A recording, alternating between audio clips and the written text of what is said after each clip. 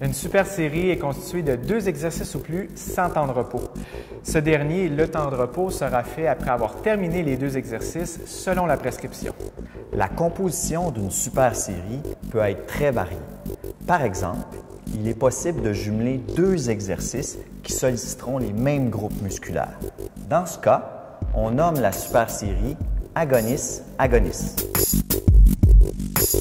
L'un des objectifs d'une super série est d'augmenter la difficulté en épuisant davantage les muscles sollicités. Pour ce faire, le participant cherchera à enchaîner sur 2 exercices différents les mêmes groupes de muscles. Une plus grande sollicitation des fibres musculaires pourra contribuer à augmenter la masse musculaire.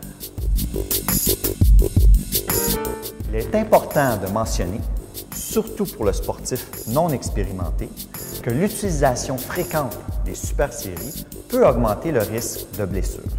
Ainsi, il est recommandé de limiter l'utilisation de cette méthode à une portion de la séance et d'éviter d'en faire à tous les entraînements. Lorsque bien utilisées, ces techniques s'avèrent un atout très intéressant pour la planification de ces entraînements ainsi que pour favoriser l'atteinte de ces objectifs. Mythe ou réalité?